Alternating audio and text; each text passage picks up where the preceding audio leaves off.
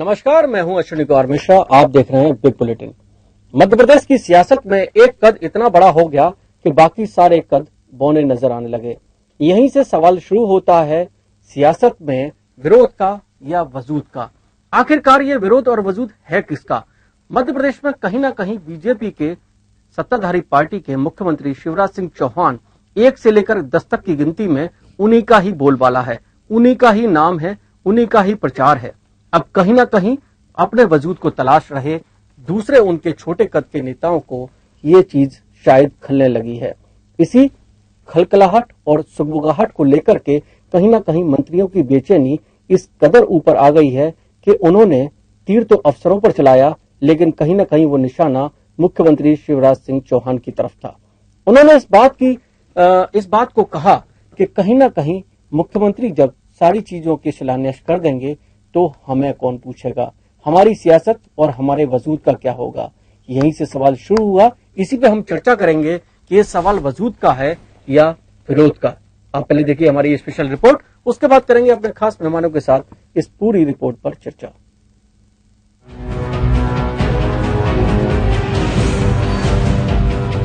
अति उत्साह में जो जिले के बड़े अधिकारी रहते हैं, कलेक्टर वगैरह, मुख्यमंत्री माननीय मुख्यमंत्री जी से पूरे जिले भर के सारे शिलान्यास या भूमि पूजन एक जगह से करा देते हैं। मध्य प्रदेश की सरकार में खाद्य एवं नागरिक आपूर्ति मंत्री ओम प्रकाश धुर्वे भी अब ये कहने से खुद को रोक नहीं पाए कि अफसर सीएम तक को नहीं छोड़ते और अपना खाता ठीक करने के चक्कर में सीएम शिवराज सिंह चौहान से छोटे बड़े तमाम जिला स्तरीय योजनाओं तक का उद्घाटन करा लेते हैं। धुर्वे ये भी कह रहे हैं कि सीएम साहब की मशरूफियत इतनी है कि उन्हें पता ही नहीं चल पाता और अफसर अपने मंसूबों में कामयाब हो जाते हैं। हम लोग अगर नीचे स्तर पर ग्रामीण क्षेत्र में छोटे छोटे जगहों में उसका भूमि पूजन या लोकार्पण करेंगे तो उस बहाने से फिर सरकार की योजनाओं का भी प्रचार प्रसार होता है, जनता में अवेयरनेस आती है, सरकार की योजनाओं के बारे में जानकारी लग जाती है। और बड़े स्तर पर होता है तो जितना आना चाहिए उतना नहीं होता। दरअसल धुर्वे ने ये कहकर मध्य प्रदेश की सत्ता के गलियारे में हलचल मचा दी कि जब जिला स्तरीय स्तर पर छोटी बड़ी तमाम योजनाओं का उद्घाटन सीएम शिवराज खुद करेंगे तो बाकी मंत्री क्या करेंगे। लोकार्पण का जब कार्यक्रम होता है तो उसके गुणवत्ता की जानकारी हो जाती, भवन ठीक से बना है नहीं बना है, इसलिए जरूरी है। और सरकार की योजनाओं का भी प्रचार प्रसार होता है और ग्रामीण क्षेत्र में वहां तक पहुंचने का भी अवसर मिलता है। दरअसल ये बयान नमामि देवी नर्मदे यात्रा से संबंधित बैठक के दौरान ही आया, जिसका समर्थन पंचायत एवं ग्रामीण विकास मंत्री गोपाल भार्गव ने भी किया। अब जाहिर तौर पर इस बयान के कई मायने बहुत तेजी से निकाले जाने लगे। तब सरकार के ही पीडब्ल्यूडी मंत्री रामपाल सिंह ने इसे गलत तरीके से समझने और रखे जाने की दलील दी। हम लोग चूक करते छोटे छोटे कामों का भी या बड़े कार्यक्रम होते तो हम चाहते हैं कि मुख्यमंत्री जी के नाम के से मुख्यमंत्री जी उसकी आधारशिला रख दे। ये जनता भी चाहती है, हम भी चाहते हैं, विधायक सांसद भी चाहते हैं। लेकिन हम मंत्रीगणों ने ये आग्रह किया था कि माननीय मुख्यमंत्री जी को बड़े बड़े कामों के लिए ही हम लोग निवेदन करें, बाकी ना करें, लेकिन उसको थोड़ा उल्टे स्वरूप में ले लिया। मध्य प्रदेश की सत्ता के गलियारे में जब ये सवाल बड़ा होने लगा और जब चर्चा इस बात पर तेज होने लगी कि कहीं सीएम शिवराज सिंह के सामने अपने ही कुनबे में विरोध के स्वर तो नहीं उठ रहे, तो कांग्रेस ने ये कहकर गुगली डाली कि क्षेत्र के विधायक से भी उद्घाटन शिलान्यास कराना चाहिए और बाकी जवाब तो सीएम साहब ही दें तो बेहतर। अगर कोई विधायक चुनकर आया है तो उसको भी अपने इलाके में प्राथमिकता मिलनी चाहिए। नेचुरल बात है, स्वाभाविक सी बात है। इलेक्टेड आदमी जीत कर आया है। मैं तो सलाह दूंगा कि मुख्यमंत्री इस पर अपनी टिप्पणी की ज्यादा अच्छा होगा। अब यहाँ से सवाल ये खड़ा होता है कि क्या मंत्रियों के मन में अपने वजूद को लेकर कोई कश्मकश है या वाकई वो सीएम शिवराज की कार्यशैली पर सवाल उठाकर अपने सियासी कद को नापना चाहते हैं, या सरकार के भीतर ही एक ऐसी लकीर खींचने की भी कोशिश हो रही है कि सीएम शिवराज सिंह चौहान के अलावा भी कुछ ऐसे चेहरे राज्य में सामने आए जो 2018 और 2019 के चुनावी मैदान में बीजेपी के लिए वोट बैंक का दायरा बढ़ा सके, क्योंकि विधानसभा और लोकसभा के चुनाव में एंटी इनकम्बेंसी फैक्टर भी सामने आएगा, जिसे मैनेज करने की जरूरत जरूर पड़ेगी। तब ये सवाल मौजूद हो जाता है कि सवाल वजूद का है या विरोध का। भोपाल में रचित कठिल के साथ अनुराग श्रीवास्तव, ईटीवी न्यूज।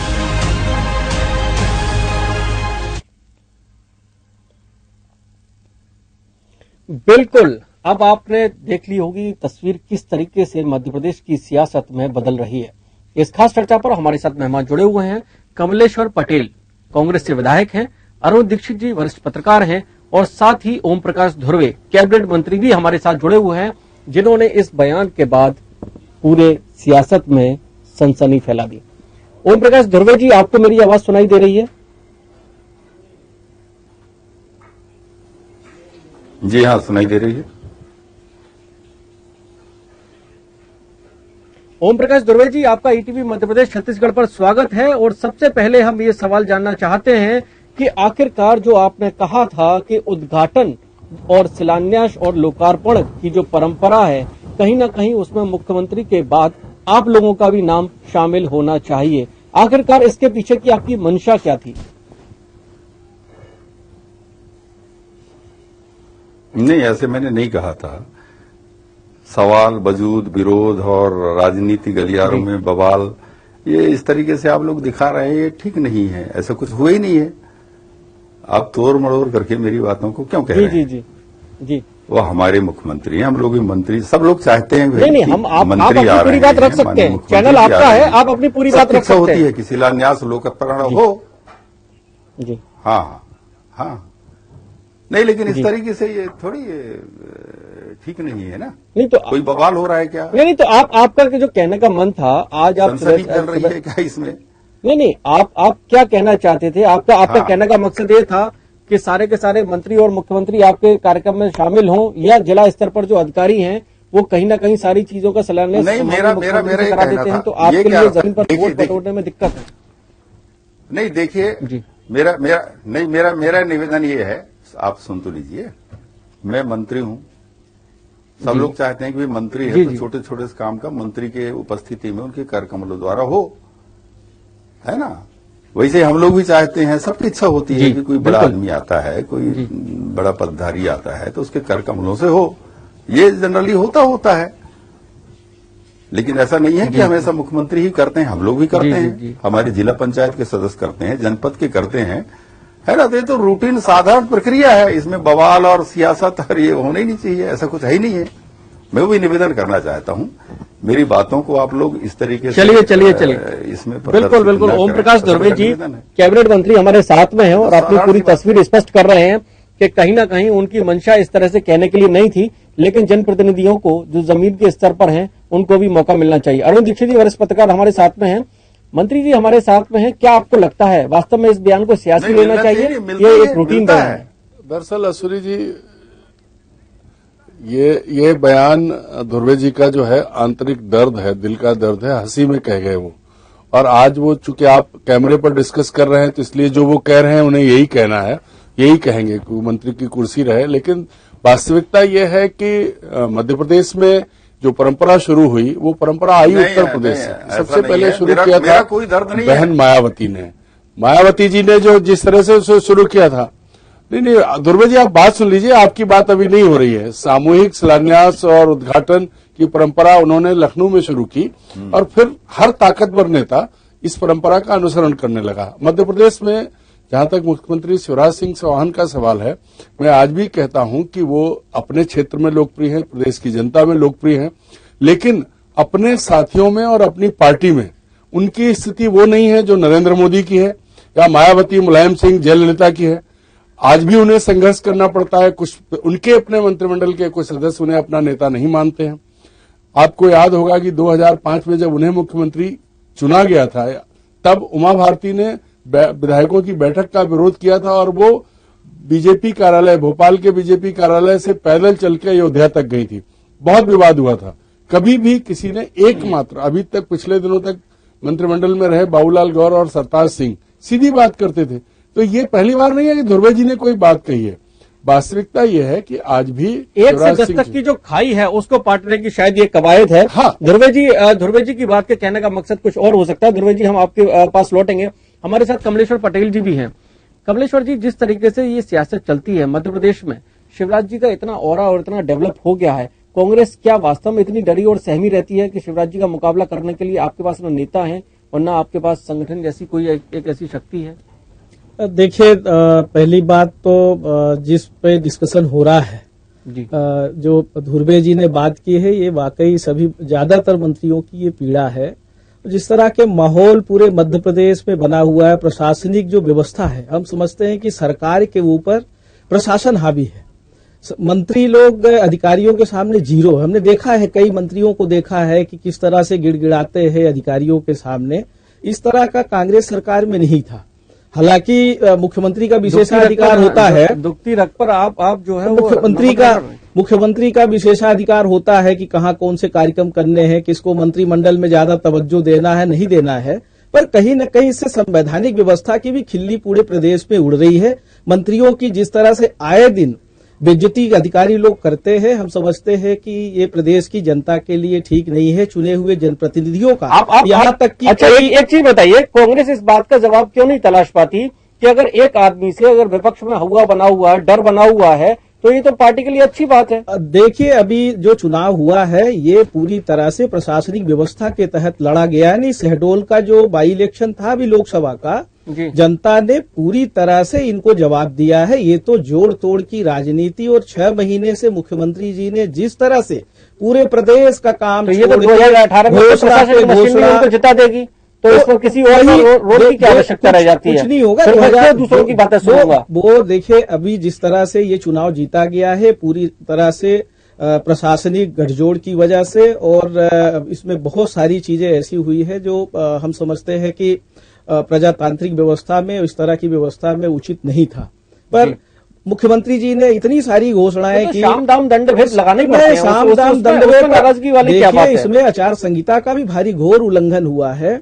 और कई 2018 में आप मानते हैं कि जब यहाँ चुनाव होगा तो कांग्रेस जीत जाएगी? जरूर जीतेगी। अभी जिस तरह से, अभी तो पूरी सरकार वहां पे लगी थी। अभी 6 महीने से पूरे प्रदेश का काम, पूरे सब जगह का काम छोड़ के पूरी सरकार जो है वहीं पे टिकी हुई थी। 6 महीने से सारे मंत्री वहीं पे लगे हुए थे। झूठी घोषणाएं, यहां तक कि एक तरफ ई पेमेंट के लिए पूरे प्रदेश में चल रहा है, देश में जो है ना ई पेमेंट व्यवस्था लागू हुई। अभी आपका जिस तरह से सीधे बैंक खाते में पैसा जाता है, पर शहडोल संभाग में चुनाव होने की वजह से केस में दिया गया लोगों का निराश्रित, विधवा पेंशन, विकलांगता पेंशन, केस में पेमेंट किया गया। क्यों किया गया? चुनाव जीतने के लिए। जबकि वहां की जनता भारी नाराज थी और उनको मालूम भी है कि चुनाव संपन्न होने के बाद किस तरह की वहां पे जो पुरानी दुर्व्यवस्था थी, जिस तरह के माहौल थे, वो फिर से वैसे चुनाव की तरफ मुद्दा चला गया, बात उधर चली गई। फिर से वापस आते हैं ओम प्रकाश धुर्वे जी आपके पास। ओम प्रकाश धुर्वे जी, क्या वास्तव में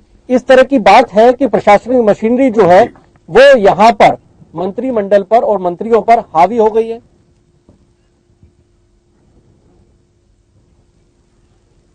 मैं एक प्रश्न पूछना चाहता हूं मेरे कांग्रेस के विधायक मित्र से, क्या प्रजातंत्र पर विश्वास करते हैं क्या? अगर प्रजातंत्र पर विश्वास करते हैं पूरी तरह से, तो हमारा जो निर्वाचन आयोग पूरी है तरह से उस पर क्या उनका विश्वास है? निर्वाचन आयोग पर जो है पूरी तरह से वर्तमान में निर्वाचन आयोग के देखिए, व्यवस्था पे पूरा विश्वास है। पूरी तरह से सारी व्यवस्थाओं पे विश्वास है, पर कहीं न कहीं सरकार के दबाव में पूरे अधिकारी कर्मचारी से लेके पूरा निर्वाचन आयोग पर आपका विश्वास है कि नहीं? पूरी प्रक्रिया पे हम तो बोल रहे हैं, जो संवैधानिक व्यवस्था है, कमलेश्वर, जो पूरी संवैधानिक व्यवस्था है, आप निर्वाचन आयोग जो है संवैधानिक पूरे जो देखिए, जो भी संवैधानिक, देखिए संवैधानिक है, बिल्कुल है, बिल्कुल है। अब मैं पर किस तरह से प्रदेश में जिस तरह से शेड्यूल इलेक्शन की तरफ नहीं जाना चाहते हैं। हमारा मुद्दा आज का यही है, क्या वास्तव में एक इतना बड़ा एक व्यक्ति का ऑरा है, उससे कांग्रेस पूरी तरीके से डरी हुई और सहमी हुई रहती है? कांग्रेस कहीं भी क्या वो पार्टी में वास्तव में वो एक चेहरा इतना बड़ा है जिसकी वजह से कांग्रेस के लिए आज भी मुश्किलें खड़ी हुई है? कांग्रेस कहीं भी नहीं डरी हुई है मिश्रा जी। कांग्रेस पूरी तरह से पटेल जी, आपके पास नेता कहाँ है? अरे नेता ही नेता है, समय आने दीजिए, समय आने दीजिए। जी कुछ कहना चाहते हो, सुन लीजिए। कमलेश्वर पटेल जी, बोलिए मंत्री जी। हाँ, मैं बोलना चाहता हूं। सवाल भी है अश्विनी कमलेश्वर जी, आखिर उनके मन में ये सवाल आया क्यों? मित्र हैं जी मंत्री जी, बोलिए। अगर जी कमलेश्वर जी निर्वाचन प्रजातंत्र का अंग है निर्वाचन आयोग। अगर उस पर विश्वास कर रहे हैं मेरे मित्र कमलेश्वर जी, तो ये जो प्रशासनिक अमले का दुरुपयोग कहां से हो जाएगा, जब निर्वाचन आयोग की उपस्थिति में ही सब काम हो रहे हैं ना, अब है कि नहीं? फिर कैसे दुरुपयोग हुआ प्रशासन का, ये मैं पूछना चाह रहा हूं। बिल्कुल, ये बिल्कुल, वो कह बिल्कुल। रहे हैं कि दुर्बे जी एक सवाल मेरा है आपसे, है ना, और उसी के तहत निर्वाचन आयोग है। मैं ये पूछना चाह रहा हूं। हाँ जी, किस तरह से पोलिंग मैनेजमेंट हुआ है, किस तरह बिल्कुल, मुझे पूरा विश्वास है, मुझे पूरा विश्वास है। फेडरल इलेक्शन और उन सारी चीजों पर बहस कर चुके हैं, बातचीत हो चुकी है। अरुण यादव उसमें अपनी गलती स्वीकार कर चुके हैं, वो सारी चीजें क्लियर हो चुकी है। ध्रुवे जी से हमारा एक बात मुद्दा और जानना हमारी चाहता बातचीत है। अरुण, मैं ये जानना चाहता हूं, आखिर उनके मन में भले ही मजाक में सही ये क्यों आया मुख्यमंत्री के सामने, आपने ऐसा क्यों कहा कि आप हमें बेरोजगार कर देते हो, सारे काम आप कर लेते हो, ऐसी बात क्यों आई, क्यों आपके मन में आया? आप तो भोले वाले आदिवासी मंत्री हैं, मंडला जिले से आते हैं, आपके मन में ये सवाल क्यों था, ऐसा क्या लगा आपको? नहीं, भले मजाक में कहा आपने। मैं भोला वाला आदिवासी हूँ, आप बहुत इंटेलिजेंट हैं। मंत्री नहीं, जी नहीं, क्या समय आपके कहने का थोड़ा सा अभी तात्पर्य ब्रेक का हो चला है। ब्रेक के बाद जल्दी हाजिर होंगे और अपने दर्शकों के साथ जुड़ेंगे और आपकी पूरी प्रतिक्रिया लेंगे कि आखिर आपके मन का वो भाव क्या था, क्या प्रशासनिक मजबूरी की वो बाधाएं थी या फिर सियासत के कुछ फलसफे थे। नहीं, ब्रेक के बाद नहीं।